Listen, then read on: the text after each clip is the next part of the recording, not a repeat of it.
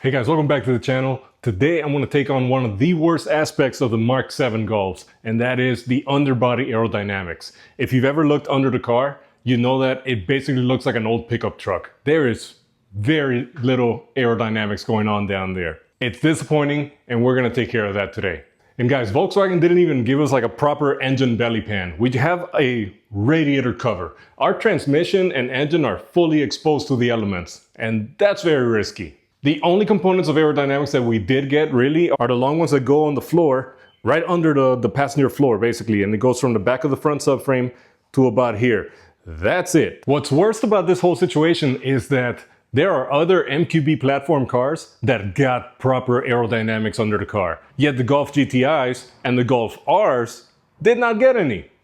Make that make sense. So with that in mind, I got online, I started doing some research, I did find some videos, but eventually I found gold. There was an old thread started by somebody a long time ago. It's a long thread, it's like 80 some pages long. I'll put the link in the description.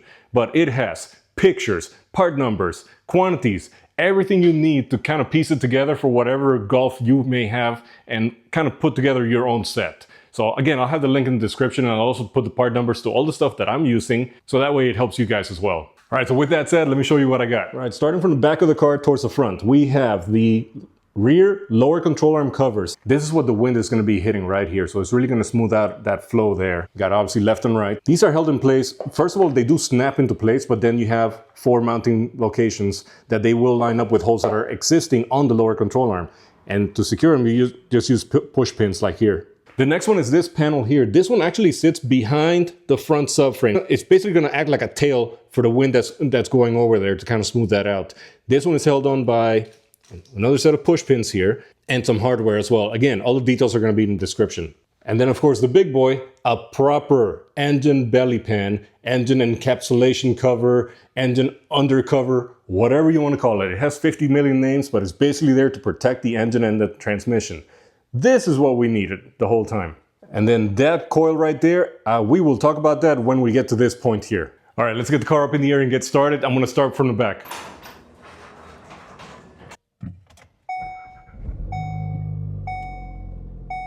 So all the exotics and higher end cars have proper undercar aerodynamics for several reasons. First, they protect the underside. Second, aerodynamics. A smoother underbody means reduced drag, which helps fuel economy, reduces road noise because you're not creating as much turbulence under the car, and lastly, it promotes downforce, which makes for a much more stable drive at higher speeds. Oh yeah! Alright, so this is the right side lower control arm cover, and it's going to sit like this. The wind is going to hit here, and this upright goes in front of the actual spring, so that way everything is kind of protected there from the bottom. So I think the way you put it on is that you need to snap these two at the top, and then the bottom will just come around. So it's going to take a little finagling. I'm going to need both hands for it. I don't think I'll be able to show you guys much, but I'll try. Okay, let's see. All right, so there's this knob that sticks out from the bottom of the cover. That's going to need to line up with this hole here. But again, we're going to snap the top first and then bring it around to snap into this. Oh, okay. Sway bar.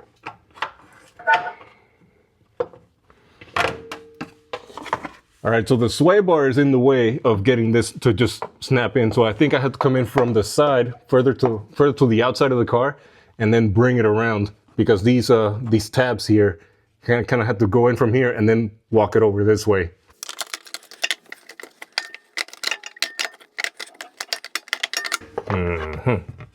I wonder if I could just force it in. It's new plastic, so it should bend. Oh, maybe. What's happening? Where are you? Okay, you're good here. You're good here. Oh, maybe. Where's the tab? All right, that worked.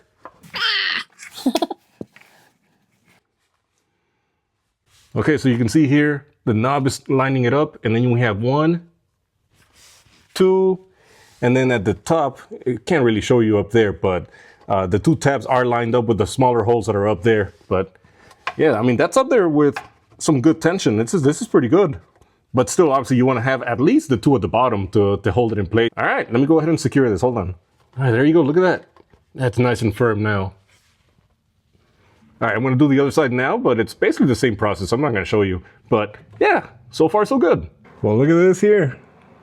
There you go. That's going to help to smooth out things. So like, just so you know, you see how it looks like from the end of the long panel here, right? So it does help to smooth out. It's a lot better than the front rectangular face that was facing it because of the shape of the control arm. So now at least the air can go around it better. All right, guys, now I'm going to flip the car around real quick because we got to lift the front of the car to do the center section and the belly pan. Here we go.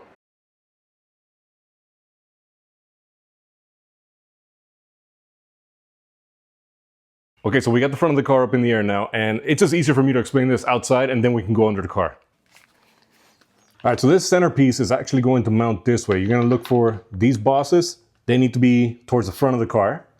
And what's going to happen is that these here are going to go into existing holes in the bodywork, and then these flat pieces at the bottom, these little tabs are actually going to go in between the floor of the car and the existing long panels that were there from before, okay? You are going to use self-tapper screws, and you can just pick whatever you want. I had these left over from my BMW days, and they're gonna go through the existing panel into these. They're gonna thread into this here. Obviously, don't go too tight on them because that is plastic. And then for these holes in the front, you're gonna use these clips from Volkswagen. Okay, I'm gonna try to do this one-handed so I can hold the camera with the other.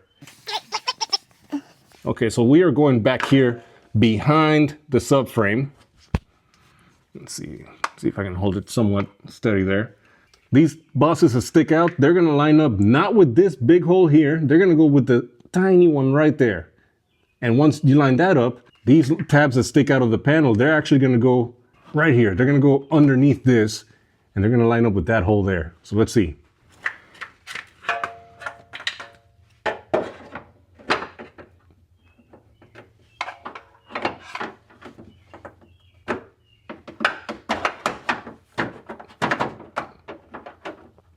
There you go.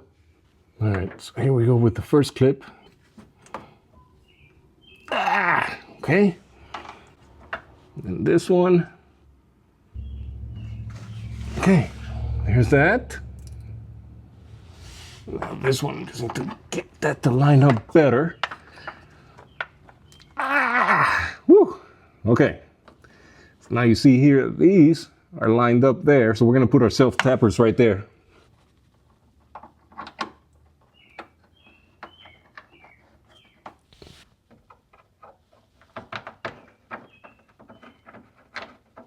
Oh, this one's not lining up. So I got to push this over to the side there. There you go. There you go. Now you see what happens here is as the air moves here, it's going to have a lip there to grab it and then kind of like line it up and go. Okay, so regarding that small center cover that I just added, just because I know people are going to ask me, yes, there is a longer version available for it that is meant for front-wheel drive MQB cars. It's long enough that the back end of it actually bolts into where the drive shaft support brace is on the all-wheel drive ones, the 4Motion ones, like this one. And that's not to say that you can't use that one on this car, because that's actually what I wanted. But unfortunately, it's on back order with no ETA, and the ones that I did find for sale used were out of the country, and I'm like, I don't want to deal with international shipping right now. So I went ahead and picked up this one, which is technically the design for 4Motion MQB cars like this one. If you go for that longer piece and you have a front-wheel drive MQB, like a GTI, for example, that's not a problem for you. That would just bolt in, no problem. On the 4Motions, like this Golf R, for example, you do have to get the center floor support brace from a GTI, because that brace has 3 threaded studs that you use to line up the back of this longer panel, and they slide in and you secure it with 3 nuts to go with that. The problem is that because we have a drive shaft support brace right there, you actually need to stack the GTI. You basically need to hold up the drive shaft, remove the bolts for the support brace, then put the GTI brace on top of it, and then run longer bolts into it all. So it is going to, like the panel, instead of being level, it's actually going to be somewhat at an angle. because you are basically sandwiching this other plate to install it. Is it a big deal? Not really. And again, despite that extra work, that's what I wanted. But the panel, again, is on back order, no ETA. So I said, all right, well, we're going to run with this for now then. All right, now let's get to the belly pan. Let's compare them side by side. And for you guys that have never seen the underside of the car, I mean, this is the belly pan, well, the belly pan that Volkswagen makes. And it's basically just to cover the bottom of the radiator, the fan, and the boost pipes. That's it. You see your entire transmission here. You see almost your entire engine oil pan right there. So not much protection and definitely not aerodynamic. And just so you guys see, this is where the 3 threaded holes are for the back of the new engine belly pan. You see them right here. And they are threaded. So using the bolts, you just go ahead and line them up and there you go. So you got one here in the middle. You have this one here off to the side. All right. And then this one here. You can see the threaded insert there. So yeah, the engine belly pan is very easy to swap over. All right, guys, so that is the factory one. This is what actually faces the floor. So that's the original one on my Golf R. And then this big boy is the new one. This is the proper one, all right? Look at how much more area it covers for better aerodynamics and, more importantly, protection for your oil pan and transmission. This is worlds better, and it wasn't that expensive at all. But you see, basically, the factory one is the outline on this one. You see how it follows along here? That's basically that. So we are adding this entire section here for it. And one thing you guys may notice is that this one here is completely smooth, whereas this one has vents there. Those vents are technically supposed to be cooling down the DSG transmission because they basically direct air right into the forward oil pan of the transmission. Personally, all right, this is my personal opinion, I don't think that's effective at all. Because if you look at the pan is basically a flat piece of metal. There are no fins on it to take advantage of the additional airflow there. If that pan actually had fins, then I could see that being functional. Otherwise, it's just dumping air into the engine bay. So me getting this one instead is a calculated risk, and that is something that I decided to do because of that. Now, that is my opinion. You guys can disagree to that, and that's fine. You can do whatever you want in your car. But in my car, I saw no purpose of that. With that said, though, because I am bringing that up, there are different versions of this one. This one is the Delta version. There's a C version that I think does have those openings in case you want them. I think you can verify that on the thread. But again, there are different versions of this that some have openings, some do not. Some have openings there that are larger than the factory ones. So you have options there. So this was my decision here. And you're gonna note here, the backside does have 3 bolt holes here.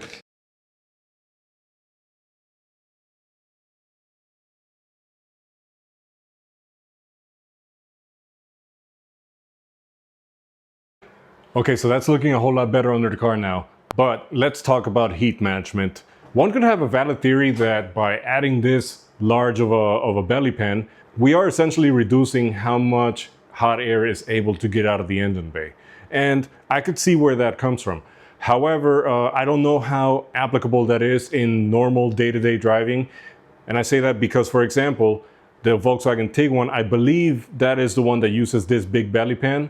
Don't quote me on it, it is on the thread though. They run this same pan with no issues on overheating. So I don't see how that would apply to, again, real world, normal day-to-day driving. But I do have to agree with that to a certain extent. Like my OCD is aware that like, man, I am reducing that. Let's do something about it. So I ran into this channel called the Eddie's Garage. So shout out to them because I'm getting this idea from them. But basically because we are reducing the outflow of hot air from the engine bay, let's add an exit for it as well. So here at the top, we have the hood seal. And this is basically, this has 2 purposes. Number 1 is to seal against the hood here, right? And then the second one is this kind of squeezes together the actual cowl trim piece, which is this plastic piece, to the sheet metal here to keep it together from flapping around, right? So why don't we remove this and instead use this bad boy? This thing here is an old school car door edge guard. If you remember cars back in the 90s, a lot of cars were running like various little plastic strips along the edge of the doors. That's what this is. And if you size it correctly, I'll go ahead and put a link to this on the description down there. It is to my Amazon affiliated store, okay? So if you run this in place of this, it holds the cowl pieces together, but it's thin enough that it does not seal against the hood. So basically this entire top of the engine bay becomes an active vent for heat to exit the engine bay. Now, Eddie, how do you know that this works? All right, so in the summer, I can't really tell you because, I mean, like right now, guys, it's 85 degrees in my garage, and outside the garage door, it's 101 degrees. Once this engine gets hot, everything is hot. It doesn't matter what you do. By the way, I have been running this actively. I just put this here so I can show you guys. But the reason I know that this thing works is because in the winter time, it takes forever for this thing to get up to temperature. And when I remembered that I had this door edge guard in place, I took it out and I put the factory seal back in place. And that allowed me to actually start warming up by the time I got to work. It wasn't a big difference, but I mean, it was, you know, like with the door guard in place during the winter time, I was getting to work and the gauge on the cluster still wasn't reading any heat. With this, I'm getting to work and it's like 150 degrees coolant temp. So I know that it works because in the winter time, I can see my coolant temperatures rising a lot faster than when I just have this on. So that's what tells me that that actually allows for hot air to exit the engine bay. And this is just a generic roll. You can just cut it to the size and you're done.